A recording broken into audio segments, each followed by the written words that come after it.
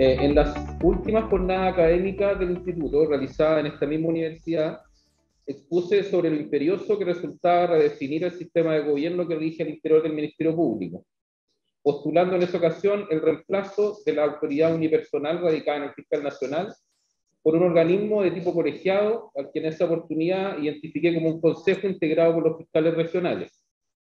En relación con la independencia de los fiscales, hice ver la necesidad de avanzar hacia la creación de un órgano colegiado y externo, al modo del Consejo de la Magistratura para los jueces.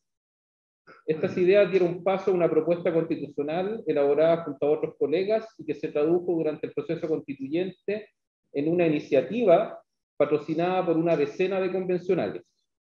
En esta ocasión voy a desarrollar una breve presentación a partir de una pregunta, que consiste en plantearse si es posible defender la idea de que el sistema procesal requiere que los fiscales desarrollen sus funciones con independencia, sin que al mismo tiempo y para ello sea indispensable que se aprueben las normas contempladas en los artículos 365 a 372 del proyecto de nueva Constitución, al cual ustedes han tenido acceso con anterioridad.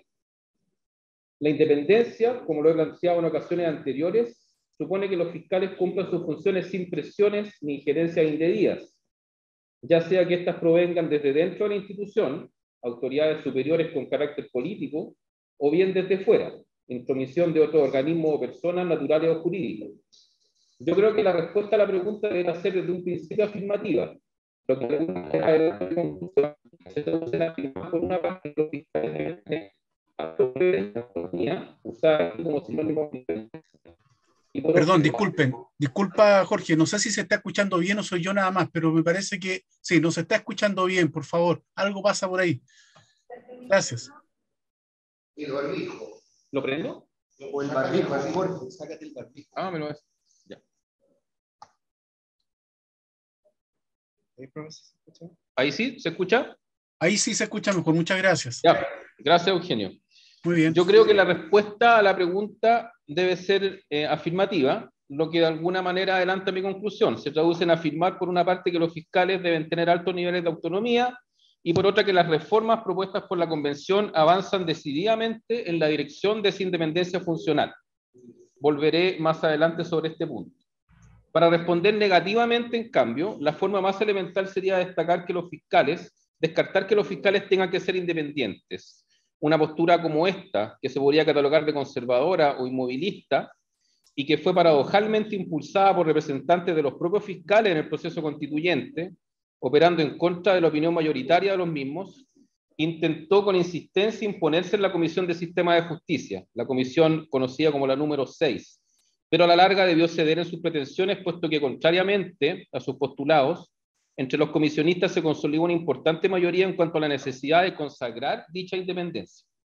Esta convicción se materializó en una disposición que, por las razones propias de la ironía de los procesos políticos, fue planteada por el mismo bloque conservador, lo que da cuenta por sí misma de su insuficiencia, pero que finalmente quedó así, y pueden consultar el artículo 366.2. Las autoridades superiores del Ministerio Público deberán siempre fundar las órdenes e instrucciones dirigidas a los fiscales que puedan afectar una investigación o el ejercicio de la acción penal. Otra forma de manifestarse negativamente al interrogante tiene que ver ya no con la primera proposición, sino con la segunda, y admito que en este punto el tema presenta una mayor complejidad. Me refiero a que para lograr tener fiscales independientes no es indispensable que se aprueben los cambios contenidos en el proyecto de nueva Constitución, pero no porque no se tenga que contar con fiscales independientes, sino porque aun cuando se esté de acuerdo con eso, el diseño propuesto por la Convención no es el adecuado.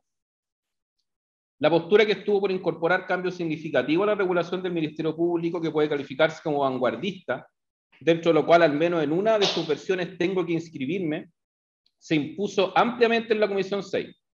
Sin embargo, lo que fue calificado por sus acérrimos detractores como una posición extrema, al plantear un órgano interno colegiado de dirección, junto con proponer un consejo externo encargado de los nombramientos y el control disciplinario, fue ampliamente superada en sus términos por una iniciativa de los que podríamos llamar radicales, que abogaba derechamente por la eliminación de la figura del fiscal nacional y dejar la dirección del organismo a un consejo superior de carácter externo, lo que, entre otras desventajas, afectaba seriamente el carácter de organismo autónomo del Ministerio Público.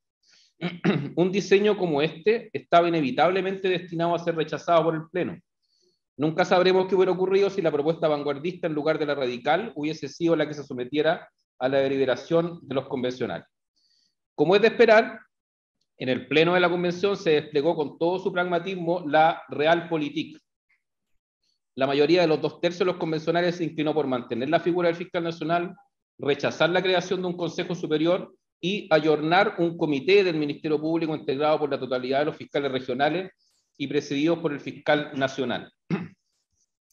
Puestas así las cosas, podría sostenerse que es más fácil para un vanguardista que para un radical afirmar que la independencia de los fiscales es indispensable aprobar el articulado del Ministerio Público contenido en la propuesta constitucional.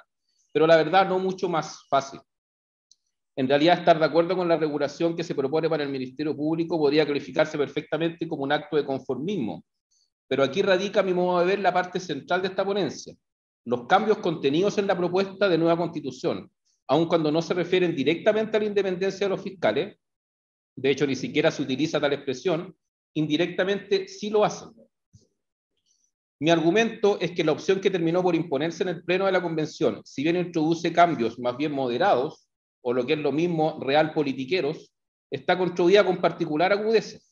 Al mismo tiempo que reorganiza el poder al interior del Ministerio Público, se hace cargo ingeniosamente del problema de los sistemas de nombramiento de las altas autoridades. Sobre el primer aspecto de redistribución del poder, si bien se mantiene al fiscal nacional a cargo de la dirección del servicio, se reduce su periodo de 8 a 6 años. Pero lo más importante es que se le restan atribuciones relevantes en comparación con la regulación actual.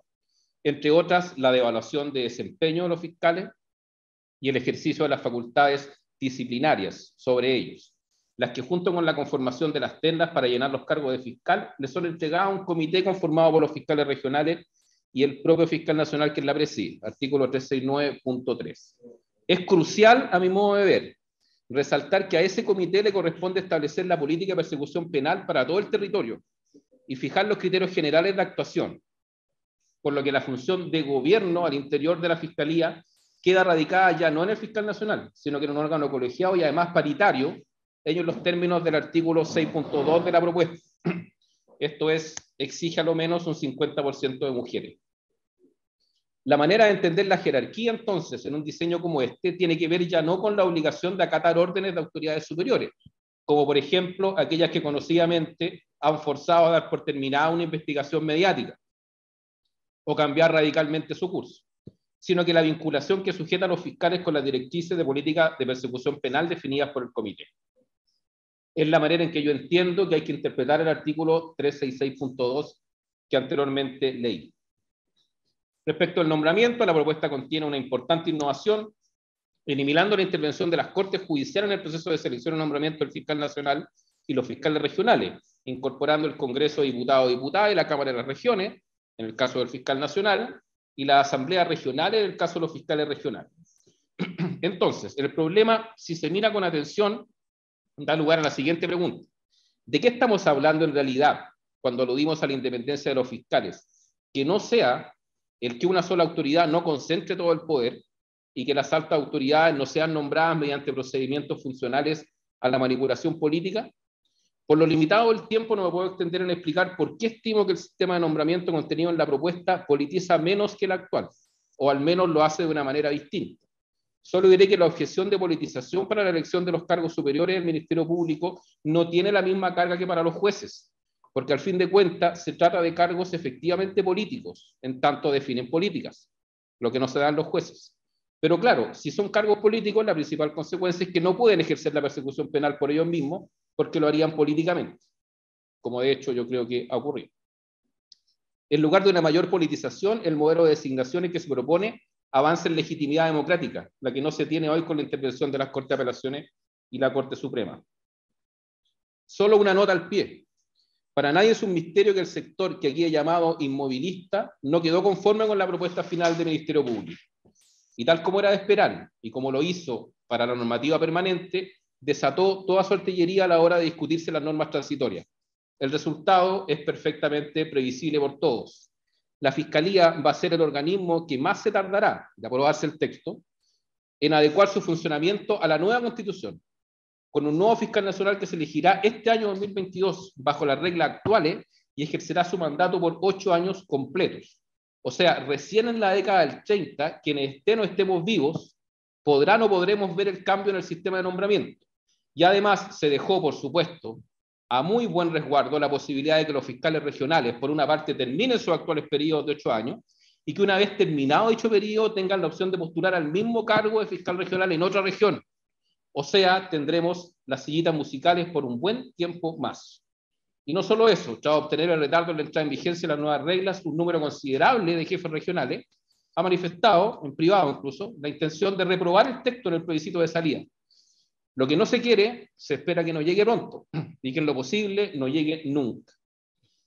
Mi conclusión es que la propuesta de los artículos 365 a 372 es una condición suficiente para introducir cambios significativos en el Ministerio Público, pero al mismo tiempo es una condición que no puede dejar de cumplirse para asegurar dichos cambios, o sea, reducir los niveles de jerarquía, el quitar la atribución al fiscal nacional y alterar de manera sustancial la forma en que se designan las autoridades superiores.